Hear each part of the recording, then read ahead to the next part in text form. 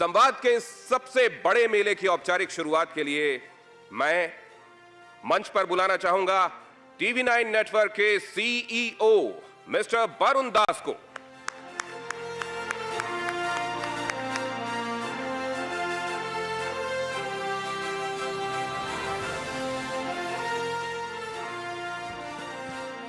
Thank you, Dinesh. Namaskar. Honorable Union Minister Sri Nitin Gadkari ji, esteemed speakers, distinguished guests, ladies and gentlemen, welcome to the inaugural edition of TV9 What India Thinks Today Global Summit.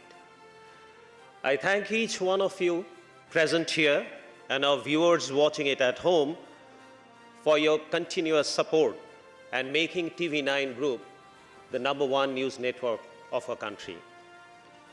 Over the next 2 days, we'll listen to ideas and experiences of 75 speakers on policies, governance, strategy, vision, as well as challenges. Besides a galaxy of honorable cabinet ministers, state chief ministers, business leaders, newsmakers, we would also host 2 former global state leaders, David Cameron and Hamid Karzai. As Dinesh said, our theme for this global summit is Vishwaguru, how near, how far. Today, I find India at a point of inflection.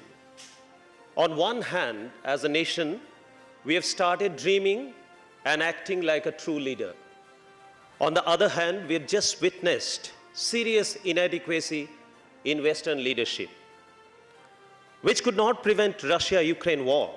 As we all know, the ramifications of this war will last far, far longer than the war itself.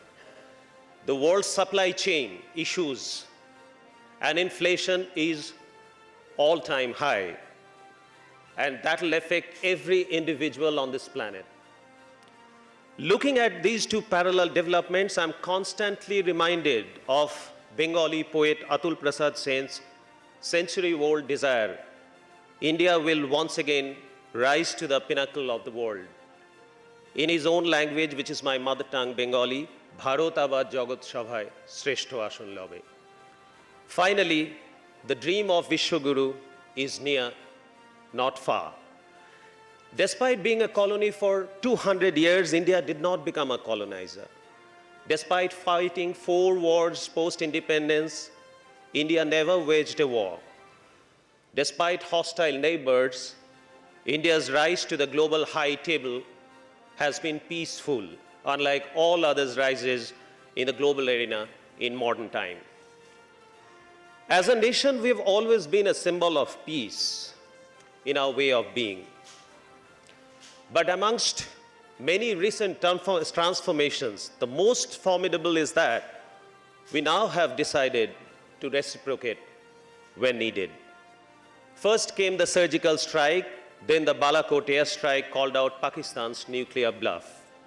In Galwan, India exhibited that when it comes to national interest, size doesn't matter. India becoming a superpower on the foundation of peace is thus not a question of if, but when. And I believe, ladies and gentlemen, we are near, not far. In the recent past, leadership intent was further exhibited when we mass-produced COVID-19 vaccines, not only for ourselves, but also for the world. The reality of India becoming the pharmacy of the world is near, not far.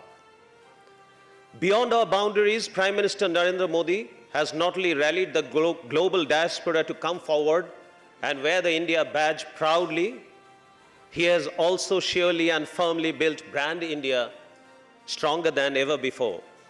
It stands on the legs of Atmanirbhar Bharat. India is the 6th largest economy in the world, racing to get into the league of top 5. We are the only major economy which outperformed pre-pandemic growth levels. Our dream is to get to $5 trillion economy, and I believe we are near, not far. If we look at infrastructure development, connecting the hinterland to the industrial hubs is the challenge being driven by our honorable minister who is present with us, Mr. Nitin Gadkari ji. This year, sir, you have allocated over $200 billion for road infrastructure, 22 green expressways, and you have promised us that by 2024, India's infrastructure will be comparable to that of the US. 2024, ladies and gentlemen, near, not far. When it comes to geopolitical environment, there are countless examples that give us confidence that India is well poised to take the center stage. Most notable recently when America unilaterally exited Afghanistan. Leaving a political mayhem behind, India took the lead in organizing a conference of national security advisors of Central Asian countries. Even during the Ukraine crisis, a galaxy of global leaders came to India to gauge Mr. Modi's mind. But India stood firm with its bold policy of strategic autonomy, to which I agree. As Mr. Jaishankar very proudly said, to hold your ground is not the same as sitting on the fence. Our stance was loud and clear. I quote him again, Europe's problem is not the world's problem. We are not sitting on the fence. We acted as per our national interest. Operation Ganga, no Indian left behind. I believe that this is Indian century. Opportunity doesn't knock the door twice. As India takes a giant leap forward, it is time for each one of us to act with ownership and accountability. As a nation, we must seize the opportunity with both hands. Our goals are near, not far. I'll end this and let the summit take off. Let us discover what India indeed thinks today. Thank you very much.